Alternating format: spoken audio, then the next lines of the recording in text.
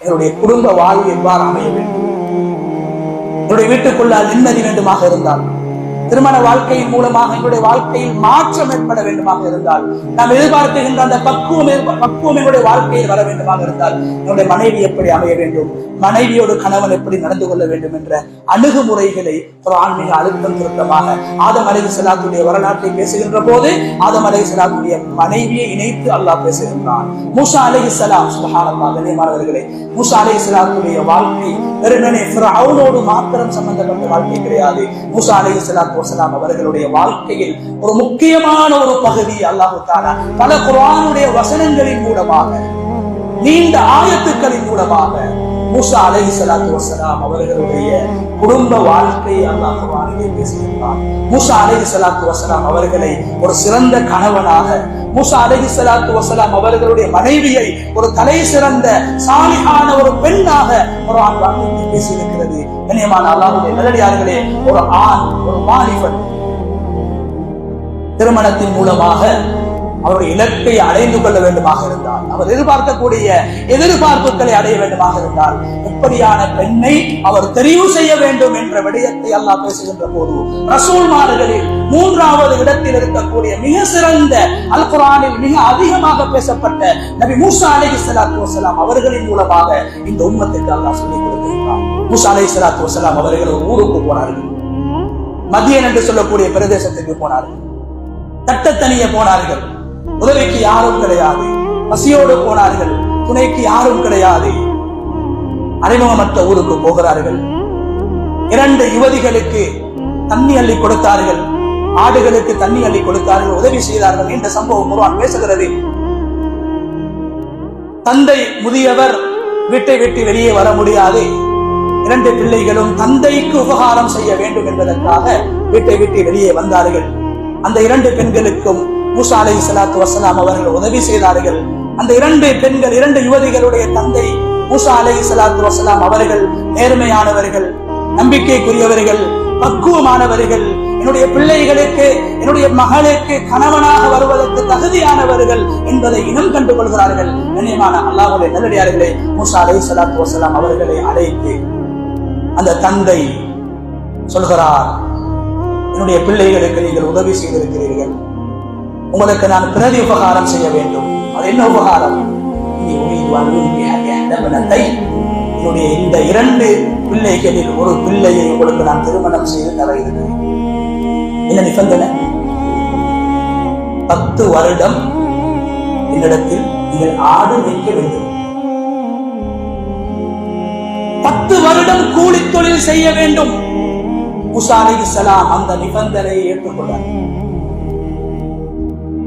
ஒரு சாலிஹான பெண்ணை நான் மிஸ் ஆகிடக்கூடாது, தவறவிடக்கூடாது. அதற்காக ஒரு சாலிஹான பெண் எனக்கு மனைவியாக வர வேண்டும் என்பதற்காக ஒரு அழகான இளைஞன்,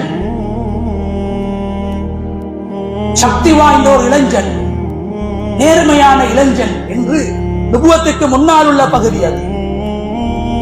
ஒரு சாலிஹான பெண்ணை நான் அடைந்து கொள்ள வேண்டும். நான் திருமணம் செய்வது வெறுமனே என்னுடைய ஆசைகளுக்காக அல்ல. இந்த திருமணம் எனது பரம்பரையின் அடிப்படை, என் குடும்பத்தில் உருவாக்கம், இந்த சமூக வளர்ச்சிக்கும் சமூகத்துடைய சீர்திருத்தத்திற்கும் காரணமாக அமைய வேண்டும். அதனால் எதிர்காலத்தை பார்த்தார்கள். என்னுடைய தீனுக்கு உதவியாக இருக்க வேண்டும், நல்ல விடயங்களுக்கு துணையாக இருக்க வேண்டும், என்னுடைய பிள்ளைகளுக்கு சிறந்த தாயாக அமைய வேண்டும். அதை கருத்தில் கொண்டு 10 வருடம் மூசா அலைஹிஸ்ஸலாம் ஒரு சாலிஹான பெண்ணுக்காக வேண்டி ஆடு வைத்திருக்கிறார்கள். அதே நேரத்தில் அதே ஒரு கணவன் எப்படி மனைவியை தெரிவு செய்ய வேண்டும், அதே நேரத்தில் மனைவியுடைய தரப்பு எப்படி கணவனை தெரிவு செய்யும், அதுவும் அந்த சூறாவிலே இருக்கிறது. எப்போது அறிமுகமற்ற மூசா என்ற வாலிபர் என்னுடைய மகள்மார்களோடு பக்குவமாக தேவையான விடயத்தை மாத்திரம் பேசி, எந்த கேள்வியை கேட்க வேண்டும் அதை மாத்திரம் கேட்டு, எதை செய்ய வேண்டுமோ அதை மாத்திரம் செய்து பக்குவமாக நடந்து கொண்டாரோ அவர் ஒழுக்கமானவர் என்பதை அந்த தந்தை புரிந்து கொண்டார். மகளை கேட்டு வரக்கூடியவர்களுக்கெல்லாம் அறிமுகம் இல்லாதவர்களுக்கெல்லாம் திருமணம் செய்து கொடுக்க வேண்டும். சொன்னதை போன்று நல்லவர்கள் சாலிஹானவர்களுக்கு ஒரு பிள்ளைகளை நீங்கள் தெரிவு செய்து கொடுக்க வேண்டும். மூசா அலைஹிஸ்ஸலாம் ஆடு மேய்க்கக்கூடியவராக இருந்தார்கள். 10 வருட காலங்கள் எகிப்திலிருந்து தனியே வந்தார். தொழிலும் கிடையாது, துணையும் கிடையாது. கண்ணியமானவர்களே, அல்லாஹ் ரப்புல் இஸ்ஸத் மூசா அலைஹிஸ்ஸலாத்து வஸலாம் அவர்களுக்கு சிறந்த மனைவியை கொடுத்தான்.